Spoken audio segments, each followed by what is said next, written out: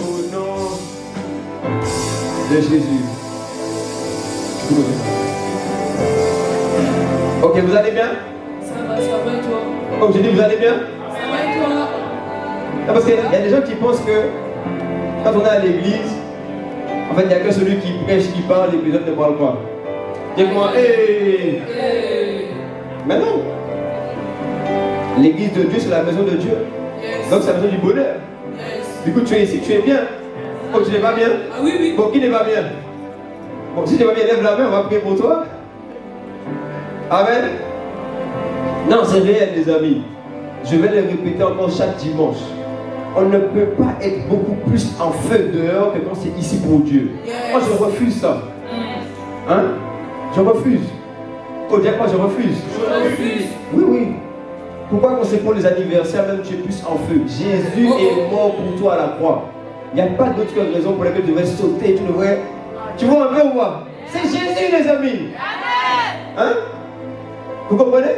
Quelqu'un me comprend? Yes. Les amis, Jésus est mort pour nous ressusciter le 3e jour, afin que la même vie qu'il avait, nous puissions la recevoir. Bon, dis-moi, qui a fait ça pour toi? Personne. Personne. Bon, non, mais réponds-moi, qui a fait ça pour toi? Non, mais réponds, qui a fait ça pour toi? C'est pourquoi tu vois, quand je suis ici, là, c'est Jésus. Il aime ça, la louange, l'adoration, quand on vient, on se met à genoux. On dit, oh, Israël. Mais c'est normal. C'est normal, les amis. C'est normal. Parce qu'en fait, non, je sens que je dois aller. Je peux aller avancer ou pas? Je peux pas avancer. Avance, on a soif. Parce que, tu vois, après, il y a des gens, ils vont dire que, ils vont croire que, bon, comme on a vu qu'à l'église, tout le monde est comme ça. Donc, en fait, toi, dans le monde, tu étais dans une prison intérieure, et puis quand tu veux maintenant à l'église, tu es encore dans une prison où tu es fermé comme ça. Or, la Bible dit que c'est pour notre liberté que Jésus est mort. Tu comprends? C'est pour la liberté. Alors du coup, on vient à l'église, je vous vois, hein, vous passez par les chaises, comme ça, tu es là. Frère, exprime ta soif. Exprime que tu es reconnaissant à Dieu. Hein? Hein? Bon, qui est-ce qui regarde un peu je vais vous dire encore, il y a des gens qui regardent le foot, le sport. Quand c'est pour ton équipe préférée, tu es là, tu sautes. Mbappé. Hein? Quand c'est pour Ayana Kamura, non, il n'y a personne qui écoute ça ici. Hein? Oh, dis-moi amen. C'est la vérité, les amis. Pourquoi quand c'est des chansons, là, tu danses? Et puis quand c'est pour Dieu, tu n'es pas... Non, mais quelqu'un me comprend ou pas? Vous me comprenez? Mais oui. Après, mon cœur, il est frustré. Je me dis, mais on était là-bas.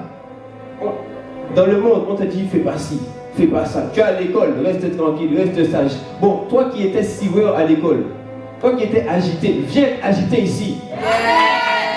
Non, j'ai dit, viens agiter ici. Hein? À l'école, tu étais assis au fond de la classe, tu n'arrivais pas à rester sur place. Et que tu voulais bouger, laisse ça là-bas, viens bouger ici. Viens bouger pour Jésus. Amen. Quelqu'un me comprend? Totalement. Donc c'est ça, les amis, ça doit nous caractériser. On est des jeunes, nous sommes des jeunes. Bon, qui n'est pas jeune ici?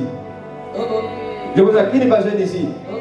Bon, les jeunes, c'est la vie, c'est la vigueur, c'est la vitalité. Après, je vous vois ici, tu es tout droit, et puis dehors, là, tu vas courir tout à l'heure. Oh. Non, vous comprenez ou pas? J'accuse personne, mais c'est vraiment pour vous réveiller. Ok? Nous sommes libres dans la présence. Ok? Quelqu'un a compris? Quelqu'un donne le mot amen? Alléluia. Et on va prendre un passage. Pour qui a ramené sa Bible? Moi. Il dit qui a sa Bible? Qui a sa Bible? Bon. Dimanche prochain, tu ramènes ta Bible. J'ai dit dimanche prochain, tu ramènes ta Bible. Amen. Dimanche prochain, tu ramènes ta Bible. C'est ça. C'est important. Donc, vous voyez, le premier point, qui n'est pas un point, mais qu'on a dit quand même, c'est que tu dois être libre dans la présence de Dieu. Et le deuxième point, c'est que dans la présence de Dieu, tu ramènes ta Bible. Tu ramènes ta Bible. Tu ramènes ta Bible. Alléluia. Ok. On va prendre le passage rapidement. Parce que le but c'est qu'aujourd'hui on a un format assez spécial. Je veux pouvoir aussi prendre des questions pour qu'on puisse avancer, aller plus loin. Amen. Est-ce que quelqu'un a des questions à poser? Ah oui, oui, j'en ai. Hein? Vous n'avez pas de questions? Personne n'a des questions? J'en ai. Mais je vais vous expliquer. Tout le monde aura des questions, on va voir. Non, c'est réel. Si tu veux avancer, tu as besoin de questions. Il n'y a personne qui ne veut pas apprendre dans la vie qui ne pose pas de questions. Si tu ne poses pas de questions, c'est que tu ne veux pas avancer. Quelqu'un me suit? Oh, vous me suivez? Yes. C'est vrai ou pas? C'est vrai. Bon, quand le professeur parle à l'école et que tu ne comprends rien, tu poses des questions pour comprendre. Bon, sauf si quand tu poses pas des questions, tu ne vas rien comprendre. Après, tu vas rentrer à la maison frustré. J'ai menti? Non, est-ce que j'ai menti? Non. Après, tu vas aller voir les parents pour dire, ouais, le professeur l'explique mal. Bon, toi aussi, à la fin du cours, va voir le professeur, dis-lui, je n'ai pas compris ce que tu as expliqué. Bon, on ferme la parenthèse. Allez, on avance. Ok. Luc 18. Luc 18. Verset 35.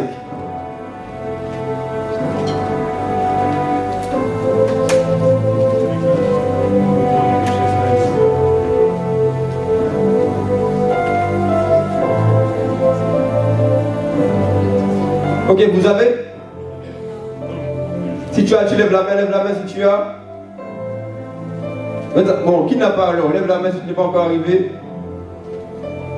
Tout le monde a, c'est bon. Ok, Luc 18, verset 35.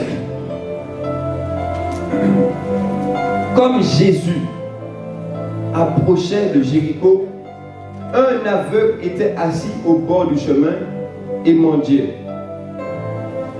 Entendant la foule passer, il demanda ce que c'était. On lui dit, c'est Jésus de Nazareth qui passe. Et il cria, Jésus, fils de David, aie pitié de Moi. Ceux qui marchaient devant le reprenaient pour le faire taire. Mais il criait beaucoup plus fort, fils de David, aie pitié de. Bon, qui connaît ce passage? Moi. Vous connaissez ce passage ou pas? Si tu connais, lève la main. Vous connaissez l'histoire? Qui connaît l'histoire? Lève la main, lève la main, lève la main, lève la main. Ok. Donc c'est très simple, c'est Bartimée qui était assis aux portes de Jéricho. En fait, il était aveugle. Et on dit qu'il était assis là aussi pour mendier. Dis avec moi mendier. Mendier. Dis avec moi mendier. Mendier. Et en fait, avant de venir là, ce que vraiment le Seigneur mettait dans mon cœur, c'est que en fait, on ne s'en rend pas compte. Hein, parce que dans le passage ici, Bartimée était aveugle. Ok? Il était aveugle. Mais la vérité, c'est que pour plusieurs d'entre nous, nous sommes aveugles. Aveugles spirituellement. Oui, oui. En fait, pour plusieurs d'entre nous, on ne s'en rend pas compte parce que c'est spirituel. Mais il y a des choses qu'on n'entend pas, qu'on ne voit pas, qu'on ne discerne pas, qu'on ne comprend pas. C'est un aveuglement spirituel. Parce que normalement, tu es censé voir. Bon, toi tu es assis ici, n'est-ce pas, Kitia? C'est-à-dire que celui qui est en face de toi, tu le vois. Ok? Maintenant, si je mets ma main devant tes yeux, tu ne verras pas. Ok? Ça veut dire que spirituellement, c'est la même chose. Il y a des choses que toi, tu veux voir, mais que tu ne vois pas. Il y a des questions auxquelles tu cherches des réponses, mais tu ne vois pas. Ok, quelqu'un me comprend ici ou pas? Yes. Il y a des questions que tu te poses intérieurement par rapport à ta vie, par rapport à tes relations, par rapport à ton orientation. Dis-moi orientation. Orientation. Par rapport à même à ta famille. Est-ce que vous posez des questions sur la famille? Oui ou non? Des fois tu te dis, mais pourquoi ça arrive dans ma famille? Pourquoi dans ma famille c'est toujours la même chose qui se reproduit? Pourquoi dans ma famille il n'y a pas d'unité, il n'y a pas d'amour? Oh, quelqu'un se pose ces questions-là ou pas? Mais tu te rends compte comme moi-même que bizarrement on cherche, on est en train de se poser des questions, mais on n'a pas les réponses. Pourtant, si tes yeux sont ouverts, tu vois et tu comprends. Vous comprenez? Yes. Donc en fait, c'est comme si pour plusieurs, on a un peu cet aveuglement spirituel. C'est-à-dire qu'il y a des questions qu'on se pose, il y a des choses qu'on cherche, mais on ne voit pas. Oh, mais dis-moi aujourd'hui, on va trouver la solution. Aujourd'hui, on va trouver la solution. Dis-moi aujourd'hui, on va trouver la solution. Aujourd'hui, on va trouver la solution. La première chose qu'on dit, c'est qu'il était aveugle. Deuxième chose qu'on dit, c'est qu'il était mendiant. Bon, Qui peut m'expliquer c'est quoi un mendiant?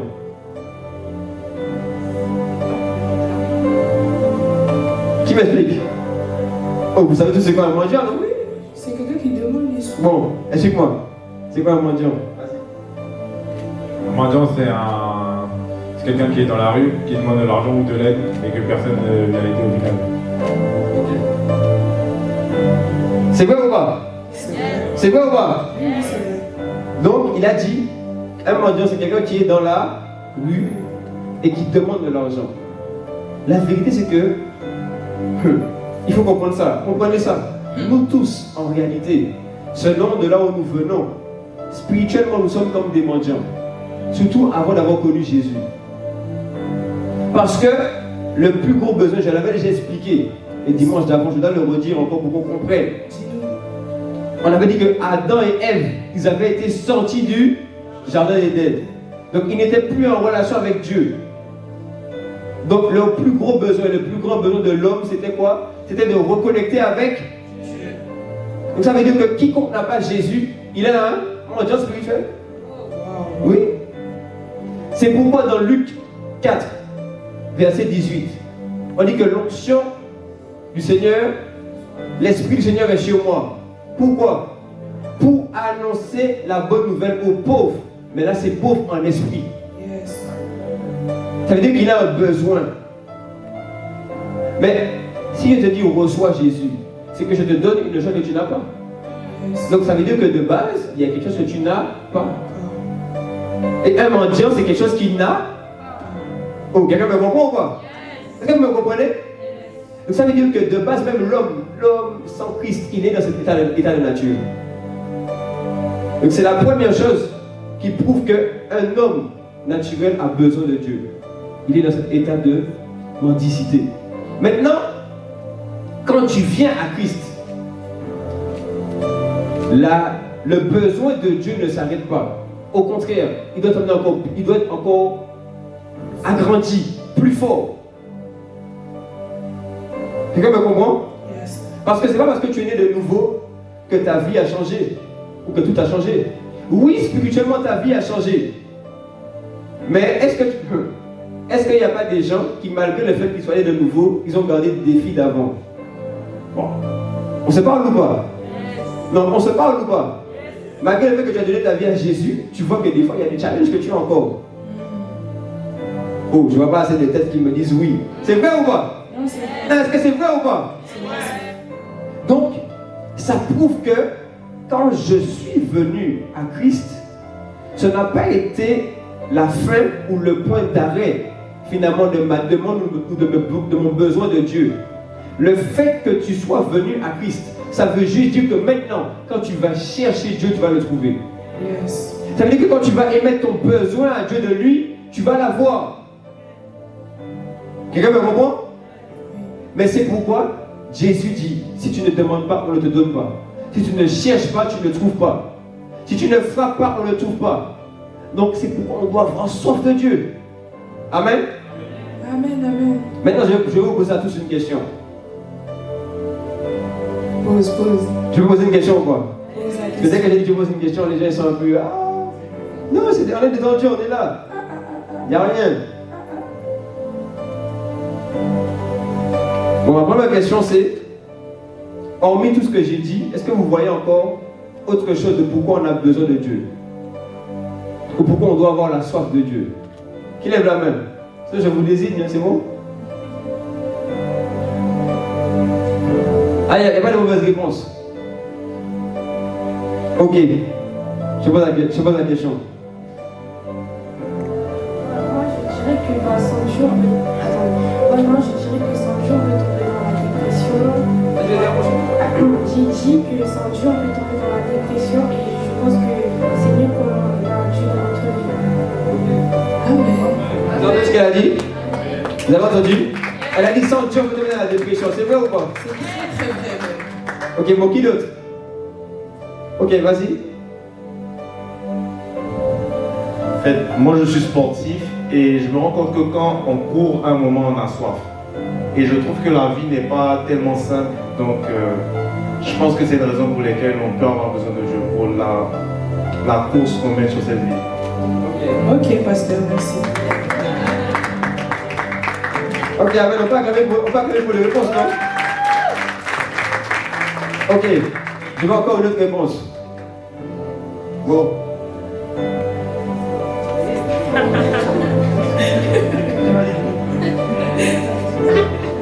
Dis-nous pourquoi on doit avoir soif de Dieu. Bon, moi je dirais que pour nos combats de tous les jours, pour nos combats de tous les jours, en fait, je ne pourrais pas développer. Vas-y, parle, pas de problème. Dis-nous. Dis-nous, faut développer. Quel combat? Pour nos combats de tous les jours, moi pour ma part, disons que songer dans ma vie, il y a des choses où je ne pourrais pas avancer.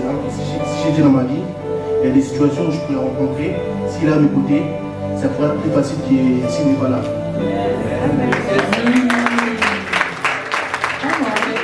Amen. Oh, on peut acclamer. C'est une bonne réponse pour moi. Vas-y. Alors, moi, je dirais que, en tout cas, personnellement, je mets l'amour au centre de ma vie. Et pour moi, Dieu est amour. Et dans un monde où il y a beaucoup de personnes qui s'entretuent, beaucoup de personnes qui se la jouent perso, égoïstes, beaucoup de personnes qui ne pensent qu'à leurs intérêts, c'est important de chercher Dieu pour que lui-même nous apprenne à aimer notre prochain. Waouh! Oh, mais on peut acclamer le Seigneur. En fait, j'ai compris. C'est la dernière fois que je parle ici. Après, c'est eux qui vont parler. Ah, j'ai compris. Non, mais venez, amen, non? Waouh! Donc, vous avez vu, on a parlé du fait qu'il y a des combats dans la vie, il y a des épreuves dans la vie, dans le monde, il n'y a pas d'amour. Hein? Même tu peux vivre la dépression, tu as besoin de Dieu. Et vous voyez, de tout ça, il y a un point que je sors, déjà le premier point. Dis quoi le premier point? Et là, vous allez voir que, ça me concerne. Le premier point, c'est que tu dois avoir soif de Dieu pour ton propre cœur. Oui. Parce que là, on a parlé de la dépression. Bon, la dépression, ça se passe où? Dans le cœur. Tu vois, il a parlé des combats, de la vie. La vérité, c'est que tu arrives à affronter les combats en fonction de comment ton cœur est disposé. Tu vois, la Bible dit que même un esprit abattu, c'est fini, c'est pas la peine. Au contraire, si ton âme est bien disposée et dans une joie, tu peux au moins espérer que malgré les épreuves, tu arrives à affronter ça d'une certaine manière. Ok, quelqu'un me suit? Bon, qui n'a pas connu des situations où quand il y a des épreuves, toi-même tu es déjà broc, baissé, à genoux, tu es déjà à terre. Et puis tu dis, il y a encore ça qui arrive, alors que ça ne va pas, alors que tu es déjà découragé. Oh, c'est vrai ou pas? Non, c'est vrai. Ça prouve que, les amis, on a besoin. Je vous assure, on sous-estime à quel point on doit avoir soif de Dieu. On sous-estime à quel point on doit vouloir soupirer après lui vivre. En fait, toute ta vie et tout ce que tu vas vivre va dépendre de ton cœur. Amen. Parce que la Bible dit même que c'est de l'abondance du cœur que la bouche parle.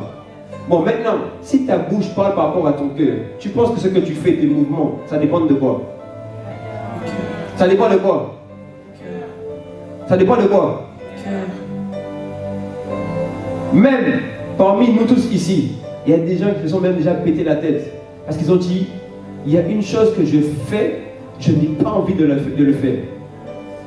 On a déjà été dans des situations, et même moi le premier, quand j'étais dans le monde, et même quand même nouveau converti, tu vois qu'il y a un truc que tu veux arrêter. Tu ne veux plus faire. On t'a dit que tu parles mal. Toi, tu sens que tu veux arrêter de mal parler. Mais tu n'y arrives pas.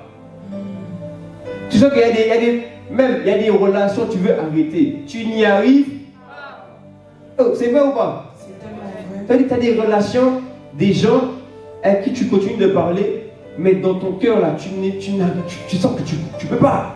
Tu peux pas faire différemment. Des fois même, c'est des choses que tu te reproches à toi-même. Wow. Et ça veut dire que tu te reproches cette chose-là tout le temps, souvent. Et tu te dis, mais pourquoi je fais ça? Ça veut dire que là, c'est même pas les autres. Là, c'est toi-même. Tu viens et après, tu rentres même dans une phase de dépression, comme on l'a dit. Parce que chaque fois, tu te dis, mais attends, pourquoi je refais ça? Je ne veux plus faire. Le lendemain, tu pars, tu avances, tu refais la même chose. Tu repars, tu dors. Avant même de dormir, tu réfléchis encore à ta vie. Tu dis, mais ça, je ne veux plus faire. Tu redors, tu repars. Et puis tu refais encore la même chose. Et puis ainsi de suite. C'est vrai ou pas? C'est vrai. Même les gens te disent une chose. Tu dis, ah bon? Mais pourtant, moi, quand je suis venu, je ne voulais pas faire ça. Moi, c'est pas ce que je voulais donner. C'est pas comme ça que je voulais parler. C'est pas comme ça que je voulais te montrer que je t'aime. Et c'est encore beaucoup plus frustrant quand tu aimes quelqu'un, que tu veux lui montrer de l'amour, mais que ça ne marche pas. Et qu'on te dit que la manière même dont tu donnes l'amour, c'est pas bon. Oh, quelqu'un me comprend? Ça veut dire que tu viens faire des choses avec une bonne intention, et malgré ça, on te dit que c'est pas bon. Tiens, t'es cassé. Est-ce que je parle à quelqu'un? Est-ce que quelqu'un se sent concerné un peu par ce que je dis? Et vous voyez, je me rappelle que quand je me suis converti, il y avait un reproche qu'on me faisait qui était par rapport à l'orgueil. Dis avec moi l'orgueil. Non, dis avec moi l'orgueil. Et tu vois, ça a duré. Ça a véritablement, les amis, duré. Jusqu'à ce que je parlais avec ma famille, des fois ma mère. Et puis elle me dit, tu vois, ce que tu as fait là, c'était orgueilleux. Je dis, ah bon? Alors que vous savez, Dieu dit, il faut chercher l'humilité. Hein? Alors que Dieu résiste aux orgueilleux. Alors moi je me dis, bon, je dois chercher alors être humble. Et puis quand je vis, on a des échanges, je parle avec ma famille, on me dit, tu vois, ça c'est orgueilleux. Après tu te dis, ah, c'est pas bon, ok, tu vas dans la chambre. Je rentrais, les amis, je rentrais dans la chambre. Après qu'on me dit ça, je vais prier pendant je ne sais pas combien de temps. Le lendemain encore, le soir, ma mère me redit, tu vois, tu continues encore. Et alors que j'ai prié la veille. Et je vous assure, jusqu'à ce que je sois arrivé à une période où je priais, je demandais tellement à Dieu de vouloir changer sur ça que je pleurais. Ça veut dire que le soir, je restais juste à prier, pleurer que pour ça. Et je pleure. Je dis, mais Seigneur, je veux être humble. Je veux manifester l'humilité. Je veux sortir de ça. Toi-même, tu dis que tu résistes aux orgueilleux. Et puis après, tu ressens le lendemain. On te redit la même chose. Oh, quelqu'un me comprend? Est-ce que quelqu'un comprend celui qui a vécu ça ou pas? Et c'est là où je dis qu'il ne faut jamais s'arrêter d'avoir soif de Dieu. Parce que tu vois, une chose que j'aurais pu faire à ce moment-là, c'est que j'aurais pu dire, au bout d'un moment, j'en ai marre. C'est bon, ça me saoule. Laissez-moi tranquille. Je repars à mon ancienne vie. Ou bien je continue à faire comme ça et je m'en fous de ce que vous dites. Et ça nous arrive, n'est-ce pas? Même il y en a plusieurs aussi qui veulent dire ça déjà. C'est-à-dire que tu as tellement fait, tellement donné, tellement tu as voulu avancer. Au bout d'un moment, tu dis, j'en ai marre. J'en ai marre, mec. Mais tu vois, à force d'avoir continué à prier, au bout d'un moment, Dieu m'a donné un enseignement. Il m'a dit, la bonne volonté n'accomplit pas la volonté de Dieu. Wow. Okay. Je peux parler à quelqu'un ou pas? Oui. Non, est-ce que je peux vous parler? La bonne volonté, c'est le fait que dans notre cœur, on cherche les bonnes choses.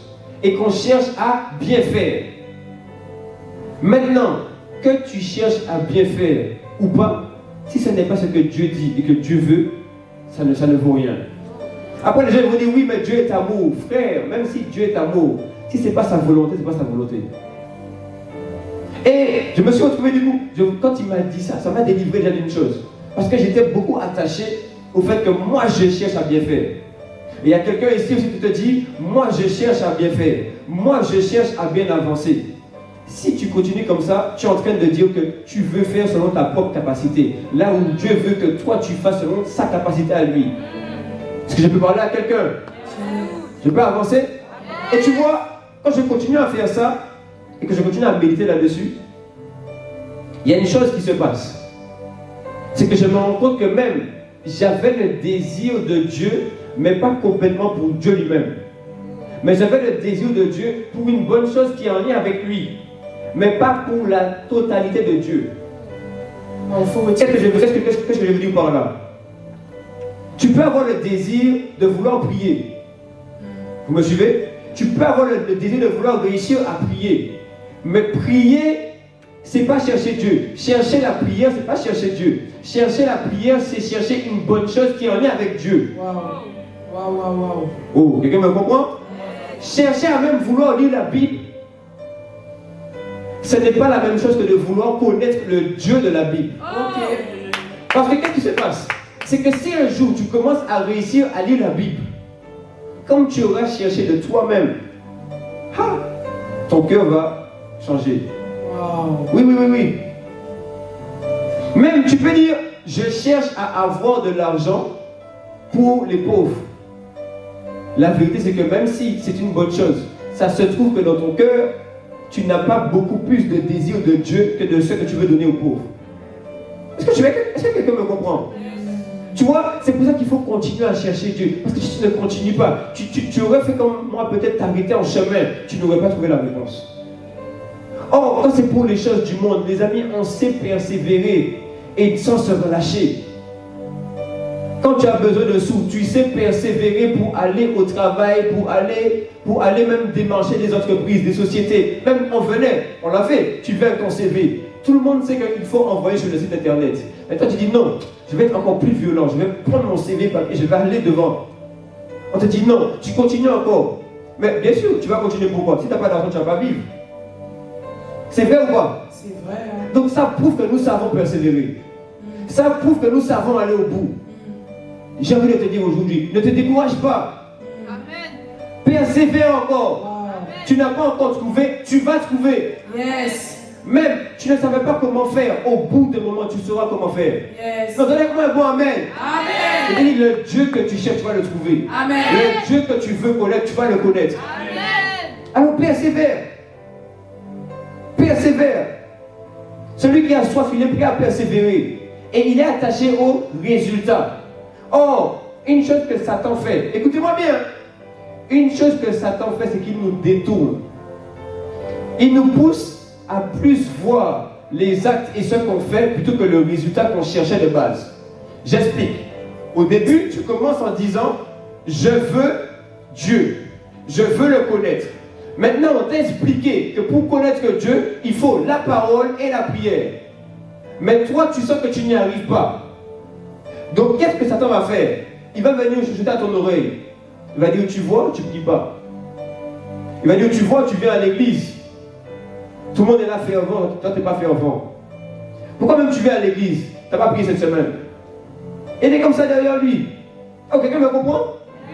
Ça veut dire que, pourtant, tu avais écouté le message du dimanche dernier. On avait dit qu'il fallait avoir soif.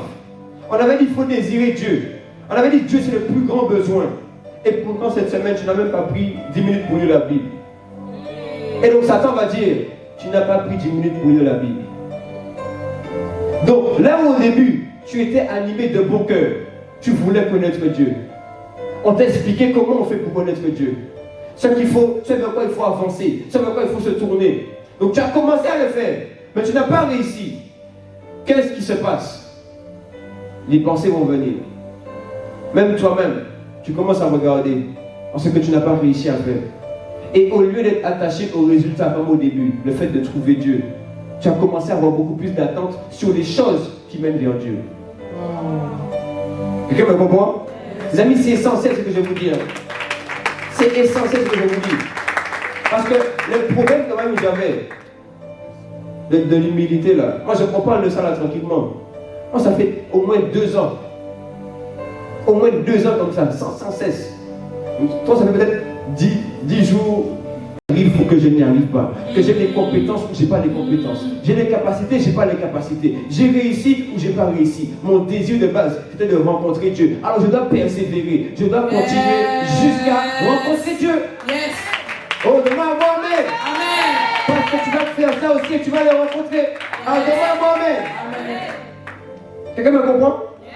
Vous voyez, c'est subtil. Hein? Dis-moi, c'est subtil. C'est subtil. Oui. Parce que tu auras bien commencé.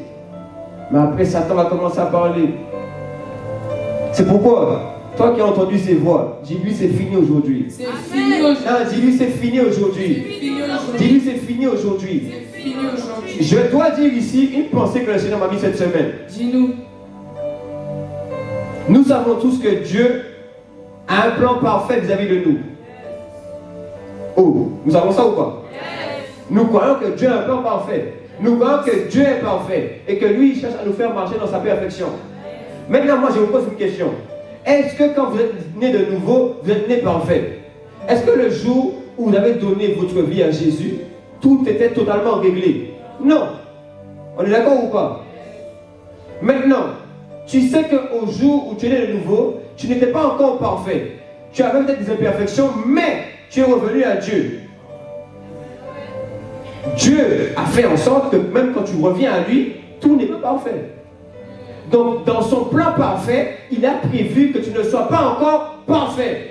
Donc, il a prévu que tu aies toujours des imperfections. C'est pourquoi je dis une chose. Ne arrête de regarder à tes imperfections pour juger le plan parfait de Dieu. Pourquoi? Ce qui va se passer, c'est que tu te dis que oui, Dieu fait tout parfaitement. Moi, je marche de manière cousi-coussa. J'ai essayé, ça n'a pas marché. J'ai voulu prier, j'ai prié que 15 minutes au lieu d'une heure. Bon, quand un bébé naît sous la terre, est-ce qu'il naît tout grand? Non. Mais pourtant, est-ce que parce qu'il naît bébé, on ne l'aide pas à avancer, on ne l'aide pas à grandir? Yes. Et ça ne veut pas dire qu'il n'a pas réussi sa vie. Est-ce que parce qu'un bébé naît bébé, il ne va réussir? Est-ce que parce qu'il naît bébé, il ne réussira pas? Non. Mais le processus veut qu'il continue à avancer, à marcher, on continue à l'enseigner, à l'aider, à le nourrir, à le fortifier, à lui expliquer les choses. Et c'est pourquoi nous aussi, en fait, ce qui fait l'enfant croître, si je dois prendre l'exemple de l'enfant qui continue de grandir, c'est que en lui-même, il y a une sorte d'horloge biologique qui fait qu'il continue de grandir. Nous, spirituellement, notre horloge biologique, c'est la soif. Wow. J'ai dit, nous, spirituellement, notre horloge biologique, c'est la soif. Donc, c'est pour ça que, même si tu n'es pas parfait aujourd'hui, c'est dans le plan de Dieu. J'ai dit, c'est dans le plan de Dieu. C'est dans le plan de Dieu que tu ne naisses pas parfaitement parfait, mais que tu sois dans ton imperfection. Et que là où tu étais à 2 sur 10, tu passes à 3 sur 10, puis 4 sur 10, puis 5 sur 10, puis 6 sur 10, jusqu'à arriver là où il est t'emmener.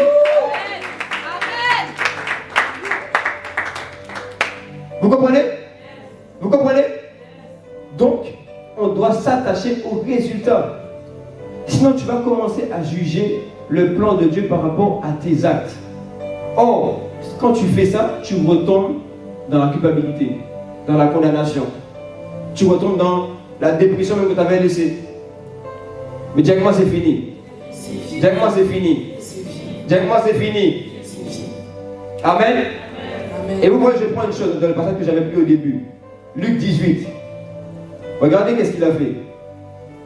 Verset 36. Il dit, entendant la foule passer, il demanda ce que c'était. On lui dit, c'est Jésus de Nazareth qui passe. Il cria, Jésus. On va dire ensemble. Jésus. Jésus. Fils de David. Fils de David. Aie pitié de moi. Je reprends encore. Il a crié, Jésus. Jésus. Fils de David. Fils de David. Aie pitié de moi. Vous Vous voyez, il a exprimé sa soif. Il a exprimé son désir, son besoin de Dieu. Et puis regardez ce qui se passe. Ceux qui marchaient devant le reprenaient pour le faire taire.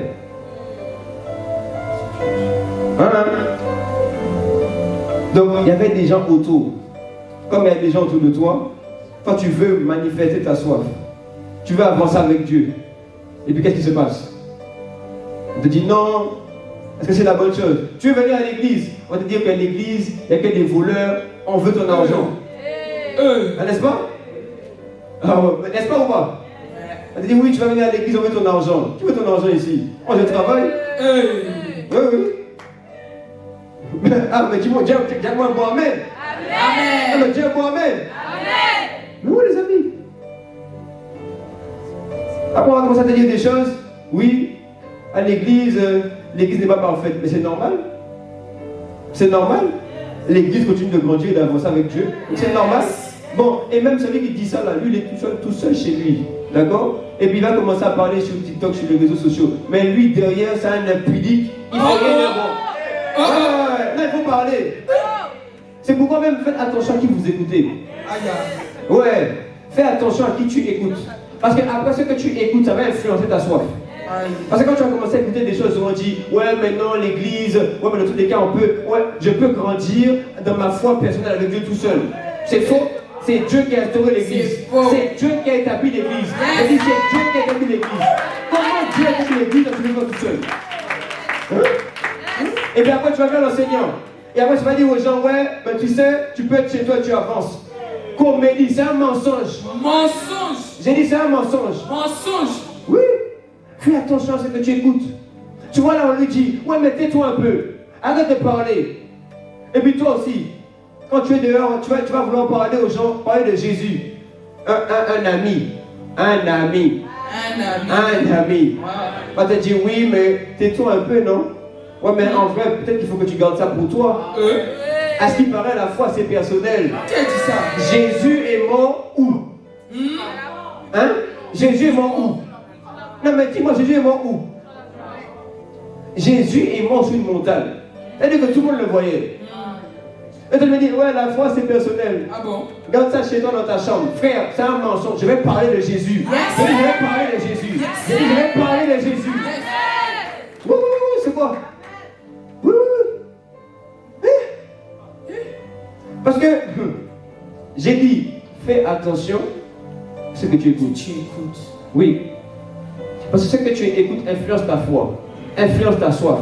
La Bible dit, la foi vient de ce qu'on et ce qu'on entend vient de la parole. Oui.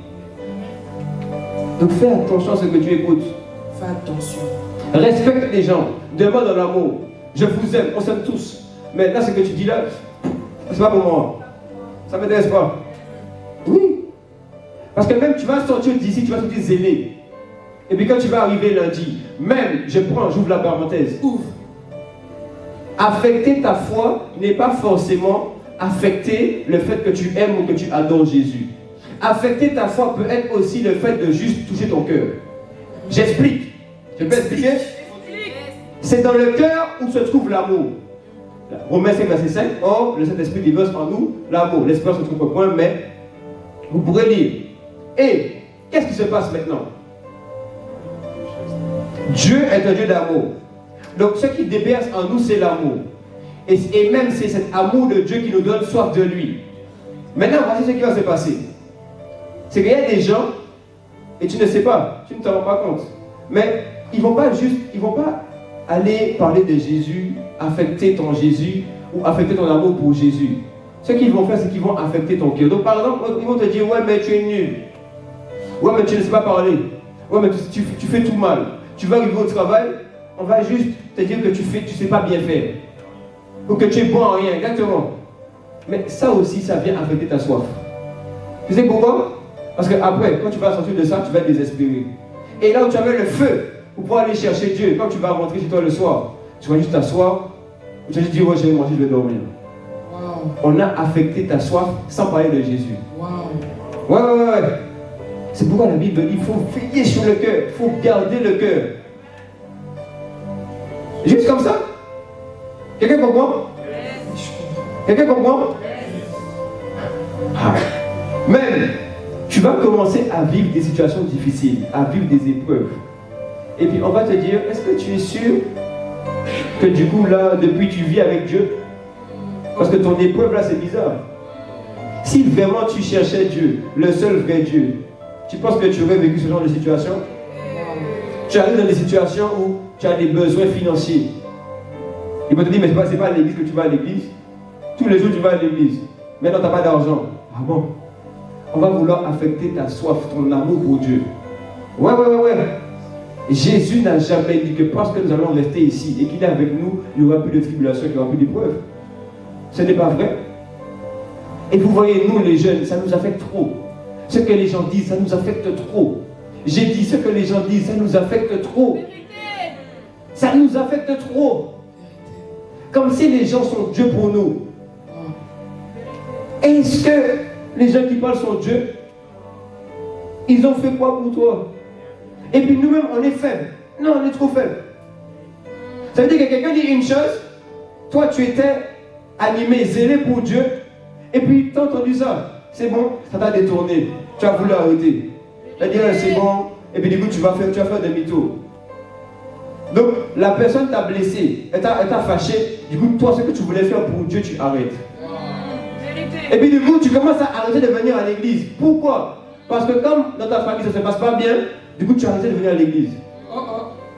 Comme dans ta famille on t'a mal parlé, tu arrêtes de venir à l'église.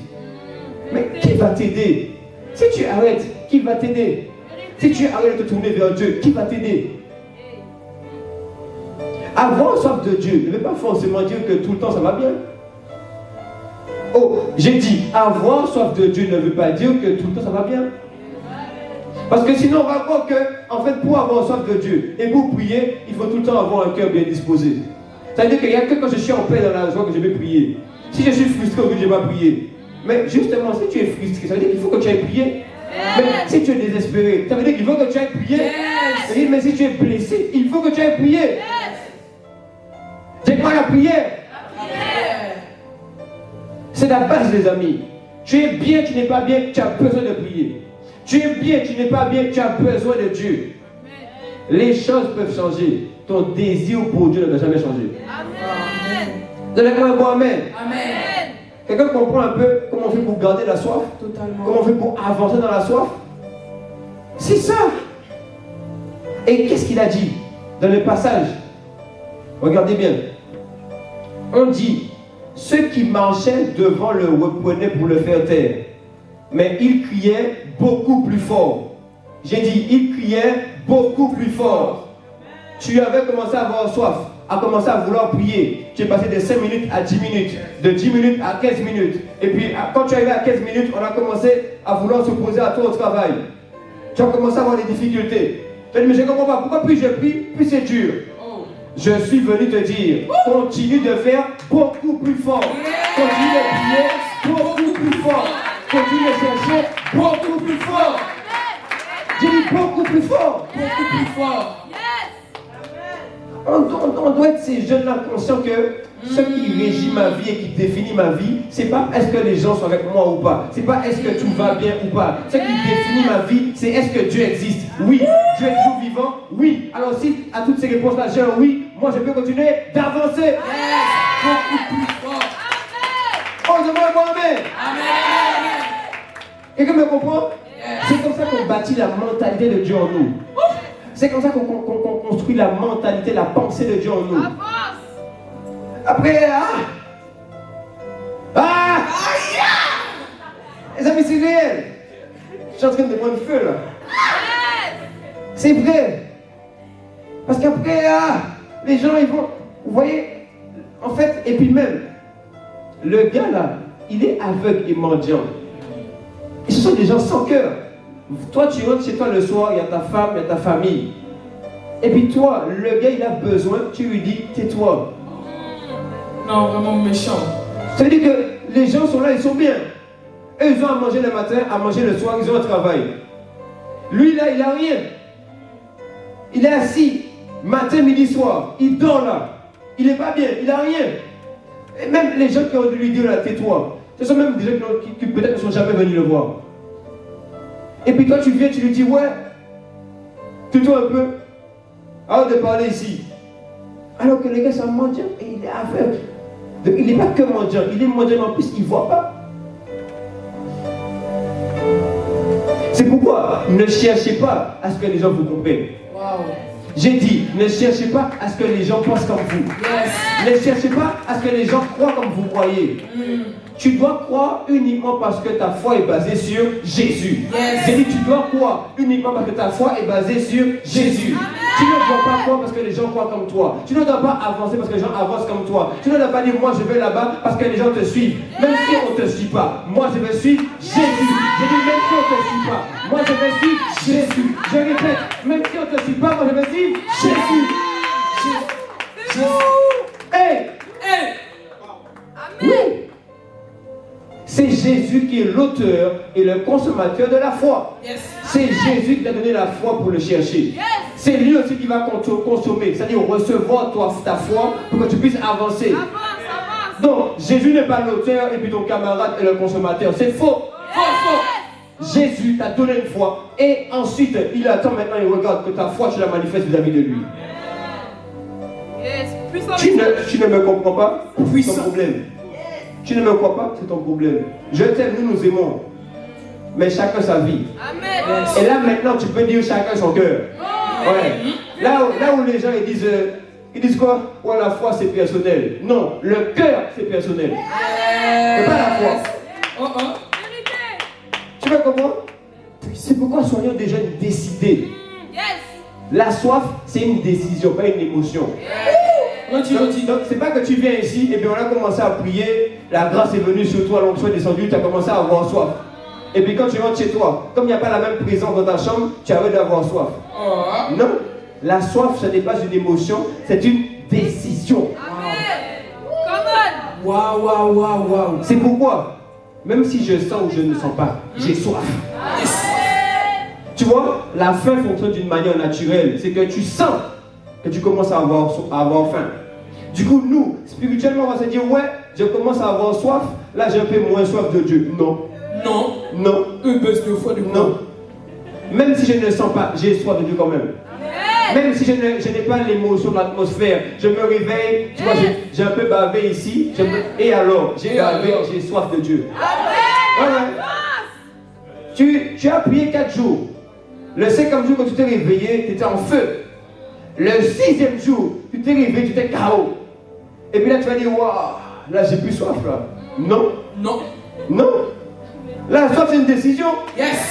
Du coup, je me suis réveillé, j'ai mal dormi, mais je vais quand même aller pour prier. Est-ce que c'est ça à quelqu'un? C'est ça, les amis. C'est ça, les amis. Après, notre foi, notre soif est restreint à des conditions. Or, Dieu n'a pas de limite. Pourquoi tu limites les choses?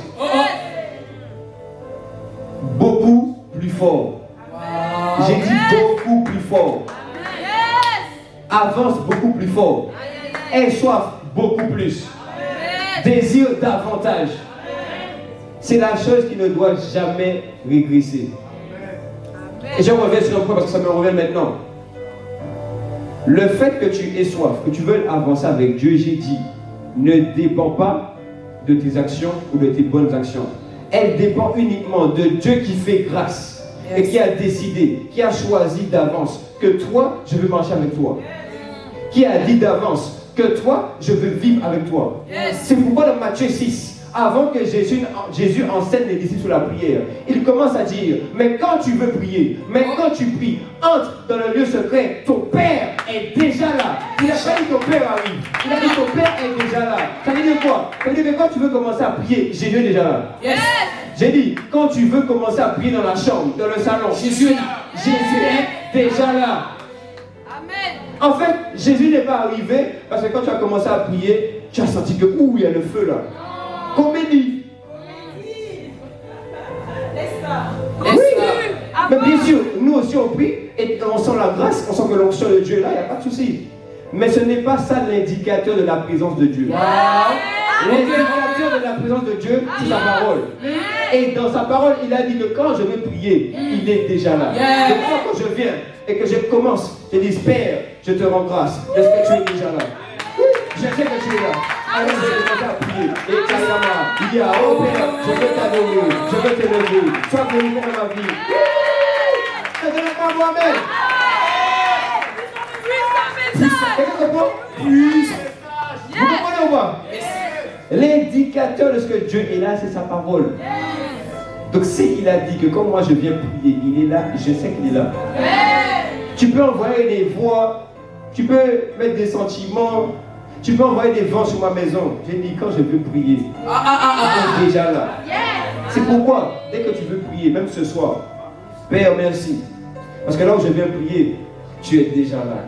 Alors je te rends grâce. Parce que nous allons passer un temps d'échange, un temps de communion, un temps dans ta présence. Un temps où là où je te vois, tu vas me communiquer ta vie.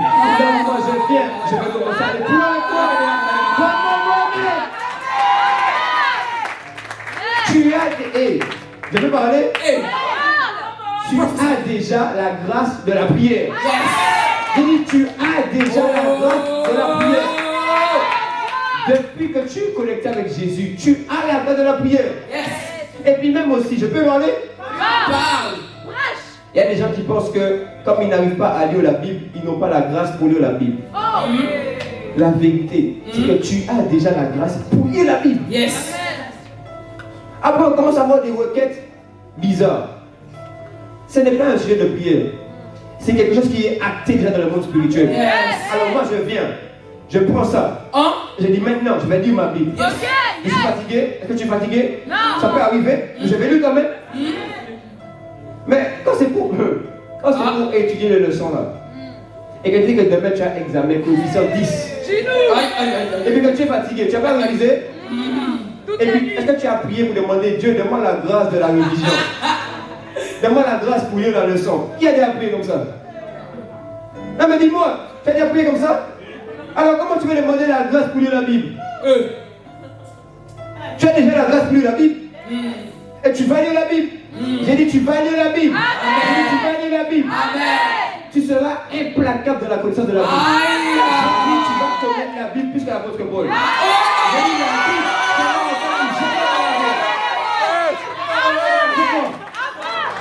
C'est quoi?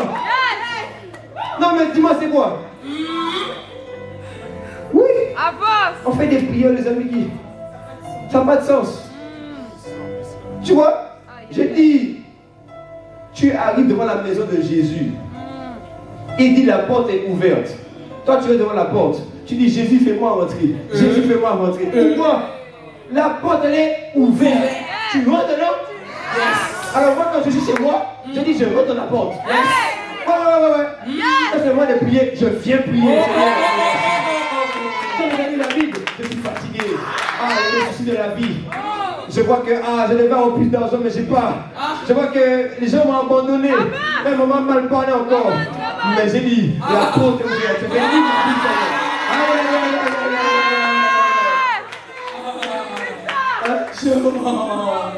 Mais oui les amis. Oui les amis.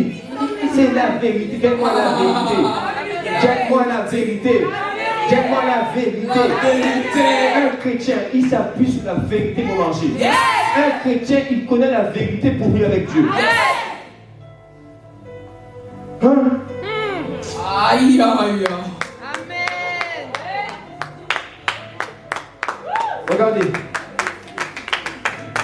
Regardez. Écoutez-moi bien. Verset 40. Après avoir crié beaucoup plus fort, Jésus s'étant arrêté, ordonna qu'on lui amène, et quand il se fut approché, il lui demanda, que veux-tu que je fasse? Écoute-moi bien, Jésus n'a pas demandé, est-ce que vous pouvez le ramener? Jésus a dit, peu importe votre nom, peu importe votre autorité, peu importe ce que vous avez fait à ma famille, peu importe depuis quand vous êtes là de génération en génération, peu importe ce qui aurait été mis sur la ville, peu importe les esprits impurs qui viennent et qui te combattent la nuit, peu importe les esprits démoniaques, où toi tu veux prier de ce que tu es, Jésus a dit, j'ordonne que tu viennes dans ma présence. Jésus a dit, ces choses-là n'ont pas de pouvoir sur toi.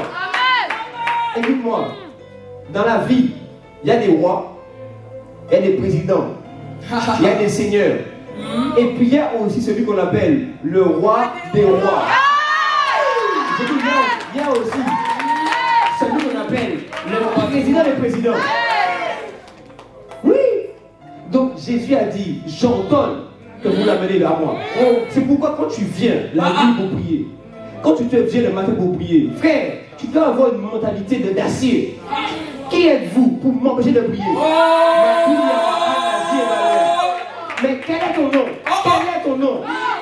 Bible dit que Jésus a reçu le nom au-dessus de tous les noms.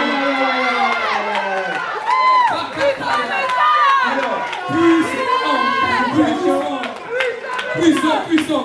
Ta situation s'appelle dépression. Ta situation s'appelle manque d'argent.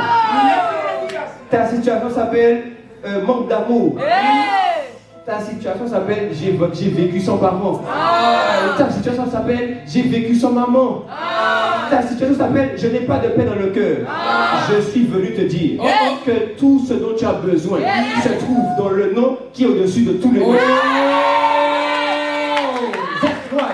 C'est pourquoi Jésus, maintenant qu'on l'a amené, il dit maintenant, que veux-tu que je fasse?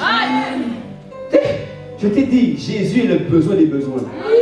Il a dit, waouh, maintenant il est venu. On amène l'aveugle, il vient. Elle est Jésus, elle est devant lui. Maintenant il dit à l'aveugle, qu'est-ce que tu veux que je fasse? Qu'est-ce que les hommes t'ont empêché de faire que moi je peux faire pour toi? Qu'est-ce que spirituellement tu as senti que tu n'arrives pas à faire que maintenant je peux dire que tu es bloqué? C'est pourquoi n'aie pas soif de l'argent. N'aie pas soif de l'amour des hommes. N'aie pas soif de la paix qui vient du monde. Aie soif de Dieu. Quand tu arrives devant lui, il dit, c'est quoi ton besoin? Je te le donne seulement reçois. Est-ce que quelqu'un me comprend ici? Est-ce que quelqu'un me comprend ici? Il a dit, tu veux que je fasse quoi? On peut lire encore? Il a dit, Seigneur, je veux que je recouvre la vue. Bon, moi j'ai une question. Est-ce que toi tu as déjà réussi à faire un aveugle retrouver la vue? Tiens! Même la médecine n'arrive pas. Ils ont du mal? Oh, dis-moi, ils ont du mal? Vérité. Il répondit, Seigneur, que je recouvre la vue. Et Jésus lui dit, recouvre la vue. Ta foi t'a sauvé. Verset 43. À l'instant. J'ai dit à l'instant. Aujourd'hui. Maintenant. Il recouvra la vue. Je dis maintenant. Aujourd'hui. Ta vie de prière est réactivée. Aujourd'hui. Tu vas manger comme tu n'as jamais mangé avant. J'ai dit maintenant. Aujourd'hui. Là où tu n'avais pas d'amour. L'amour de Dieu dans ton cœur au nom de Jésus. Et vous demandez, je peux parler? Je dis maintenant aujourd'hui, tu dormais la nuit, on t'a poussé les journées. Il y avait des esprits qui venaient pour te souiller, qui venaient pour te déranger. Il y avait des esprits qui venaient pour te bouger. Même à chaque fois tu rêves, quand tu fais que des rêves où on te poursuit la nuit. Tu fais que des rêves où on vient, tu ne veux pas faire l'amour, mais on vient, on te couche, on te viole. Je suis venu te dire, je viens ici dans le nom de celui qui a fait le nom. À partir d'aujourd'hui, à l'instant même, ces gens sont filés ta vie au nom de Jésus. J'ai dit, ceux qui te retenaient à lâcher prise aujourd'hui au nom de Jésus. Kaya, c'est quoi? Quand tu es venu et que tu as rencontré le Seigneur des Seigneurs, lui il te donne même ce qu'un Seigneur ne va te donner. Que veux-tu que je fasse? Ma question pour toi c'est qu'est-ce que tu veux que Dieu fasse? Tu veux que Dieu fasse quoi? C'est quoi ton besoin? C'est quoi ton besoin? Qu'est-ce qui ne va pas chez toi? Qu'est-ce qui ne va pas dans la famille? Aujourd'hui, tu viens seulement. Tu dis Seigneur, même ça ne va pas. Même si je n'ai pas tout, même s'il me manque encore, je n'arrive pas à prendre les leçons comme il faut. Je n'arrive pas à trouver ma voie, mon orientation. Frère, laisse ça seulement. Viens voir celui qui peut répondre à tous les besoins. Tu dis moi, même si je n'ai pas, je vais continuer à chercher Dieu. Même s'il me manque, je vais continuer à chercher Dieu. Même si je n'arrive pas à avancer, je vais continuer à avancer avec Dieu. Qu'est-ce que tu veux que je fasse? Alors, tu as besoin de Dieu? Oui. Est-ce que tu veux Dieu? Oui. Tu veux Dieu? Oui. Tu veux Dieu? Je veux Dieu. Non, est-ce que tu veux Dieu réellement? Je veux Dieu. On va se lever.